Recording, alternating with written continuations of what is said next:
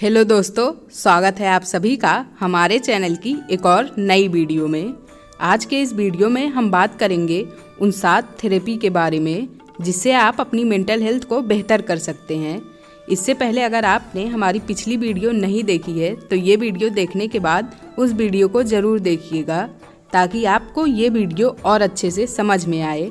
तो चलिए शुरू करते हैं बिना किसी देरी के। पहली थेरेपी है लव थेरेपी। अपर्णा ने एक कविता लिखी थी अमित के लिए, जिसमें उन्होंने कहा था कि उनकी बीमारी के इलाज में थेरेपी, काउंसलिंग, दवा और साथ साथ ही सबके प्यार ने उन्हें ठीक करने में सहयोग दिया है।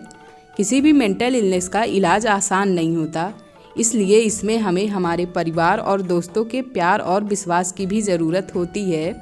इस बीमारी से बाहर आने का सबसे अच्छा तरीका है लव थेरेपी। प्यार से सिर्फ दुनिया को जीता नहीं जा सकता, बल्कि बड़ी बड़ी परेशानियों को भी हराया जा सकता है। अपने फैमिली के बारे में अपर्णा बहुत सारी बातें बताती हैं, कैसे सब ने उनको सपोर्ट किया, और अपर्णा कहती हैं कि अमित उनके सबसे अच्छे दोस्त, फिलॉसफर और मार्गदर्शक हैं।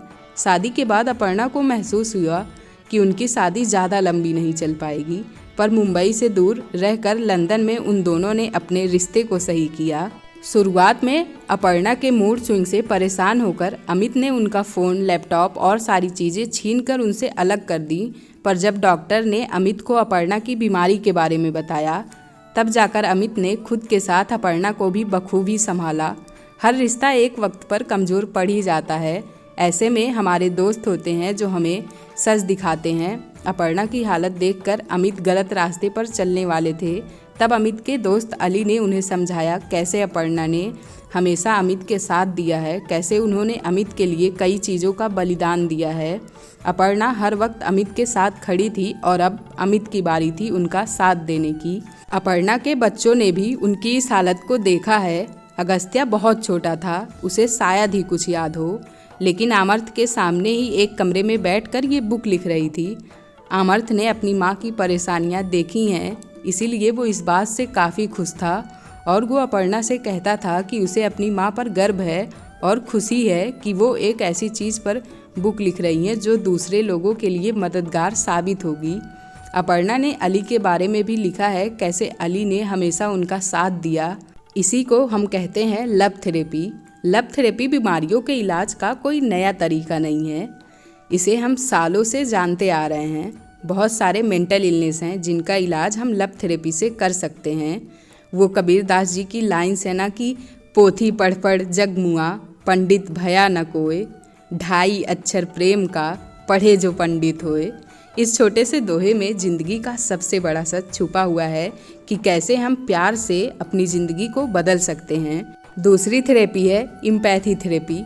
अपर्णा आगे अपने दोस्तों के बारे में बताती हैं, कैसे उनके सभी दोस्तों ने उनका साथ दिया। अपर्णा के बहुत सारे दोस्त थे। अपर्णा अपने हर दोस्त से संबंध बनाए रखती थी। अपर्णा की सबसे पुरानी दोस्त थी सौम्या। सौम्या हमेशा कहती थी कि वो अपर्णा की बीमारी कम तो नहीं कर सकती, पर उनसे बात करके उनके मन को हल्का करने में उनकी मदद ज़रूर कर सकती हैं।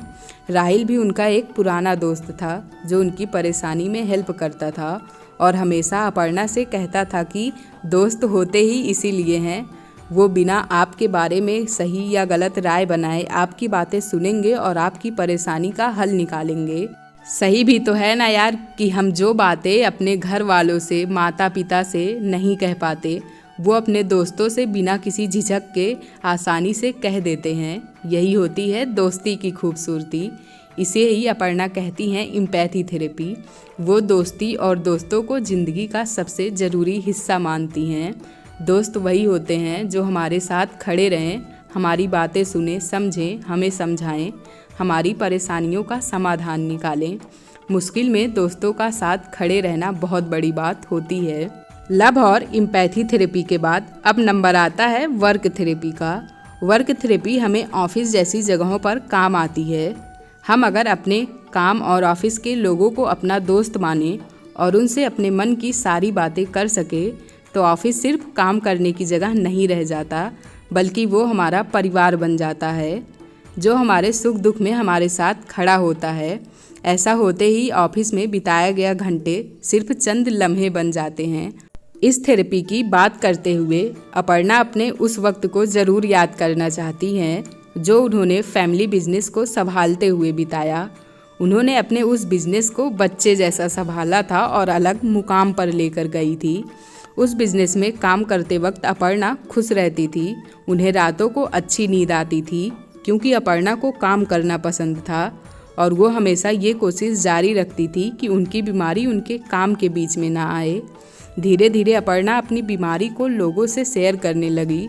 उनकी हालत देखकर उनके ऑफिस में ऐसे वैल्यूज़ और रूल्स बनाए गए जिसके अनुसार मानसिक बीमारी से जूझ रहे इंसान भी वहां आकर काम कर सकते।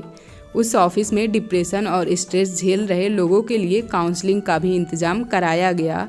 अब बारी है सेल्फ थेरेपी की। अब तक हमने जितनी भी थेरेपी की बात करी उसमें हमें किसी ना किसी की ज़रूरत पड़ रही थी, लेकिन इसमें हम ही खुद की मदद कर सकते हैं। इस थेरेपी से हम खुद को काबू करना सीख सकते हैं। हम खुद को जितना ज़्यादा मेंटली स्ट्रांग बनाएंगे उतना आसानी से हम अपनी बीमारियों से लड़ पाएंगे। सेल्फ थेरेपी के बारे में बताते हुए अपर्णा अपनी एक दोस्त नम्रता कामदार के बारे में बताती हैं। नम्रता कामदार डिप्रेशन से परेशान थी। उन्होंने सेल्फ थेरेपी की मदद से खुद का इलाज किया। नम्रता ने जब अपर्णा की इस हालत के बारे में सुना तब उन्होंने अपर्णा को समझाया कि जब भी किसी के साथ ऐसा होता है तो अक्सर हम यही सोचते हैं कि आखिर हम ही क्यों। अब ये हमारे ऊपर है कि हम उन चीज़ों को खुद पर हावी होने देते हैं या उससे लड़कर जीत कर बाहर निकल आएं। हार जाना आसान तो होता है पर लड़कर जीतने के लिए ताकत चाहिए जो हम सभी में होती है। बस हम सभी को इस ताकत को कंट्रोल करना सीखना होता है। जिस दिन हम अपनी ताकत को समझ जाएंगे उस दिन हमारा इस बीमारी से जीतना आसान हो जाएगा। अगर हम डिप्रेशन में हैं तो इसका सीधा सा मतलब है कि हम पास्ट में जी रहे हैं, और अगर हम उत्तेजित हैं तो इसका मतलब है कि हम फ्यूचर में जी रहे हैं, और अगर हमें शांत जिंदगी चाहिए तो हमें आज में जीना सीखना होगा। यही था नम्रता का मूल मंत्र। अब बारी है स्पिरिचुअल थेरेपी की। अपर्णा के सभी दोस्त अलग अलग धर्म से थे, इसीलिए उन्हें हर धर्म की थोड़ी बहुत जानकारी थी और वो सभी धर्मों की खूबसूरती को समझने लगी थी। वो जानती थी कि भले ही हिंदू, मुस्लिम, सिख, ईसाई सभी अलग अलग धर्म हैं पर सबका मतलब एक ही है। सभी धर्म अच्छाई के लिए ही प्रार्थना करते हैं। हम भले ही मंदिर, मस्जिद, गुरुद्वारा जाके प्रार्थना करें पर सभी अपने और अपनों के लिए ही प्रार्थना करते हैं। उस महान शक्ति के सामने सर झुकाते हैं। बिहार में भी उन्होंने धर्म के बारे में काफ़ी कुछ सीखा था। इन्हीं चीज़ों के कारण उन्हें मानसिक लेवल पर भी आराम मिल रहा था।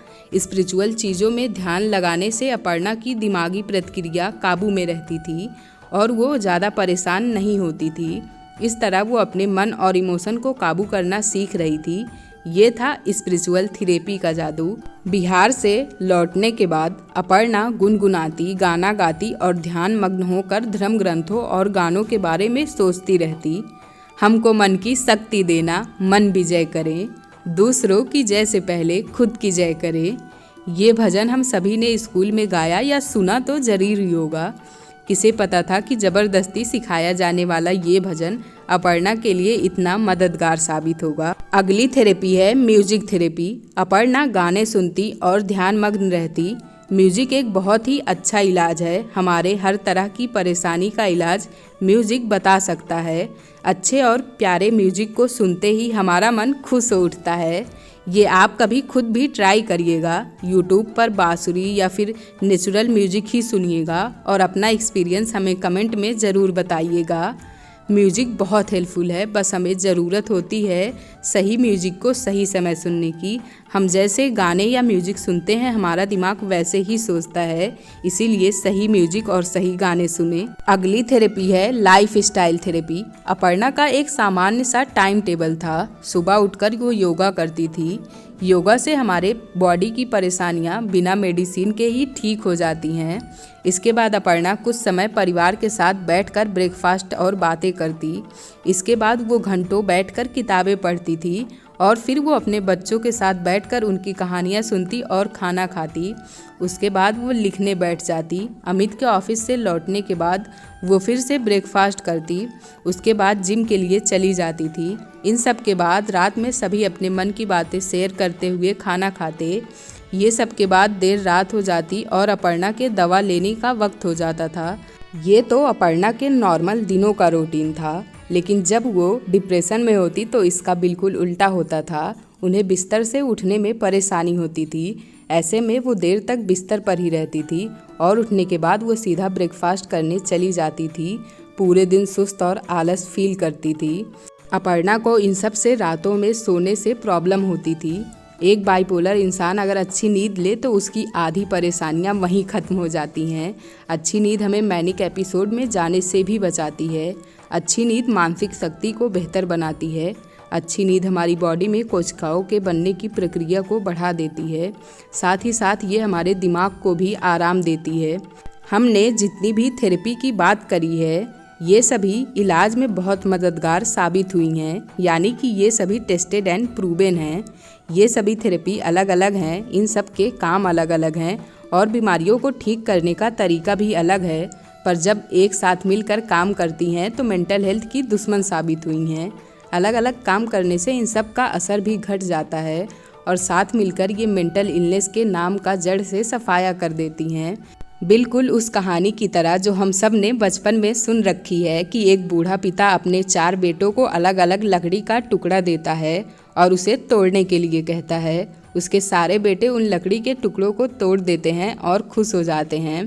पर फिर जब वही बूढ़ा पिता अपने बच्चों को लकड़ियों का गुच्छा बनाकर देता है तो वो नहीं तोड़ पाते हैं।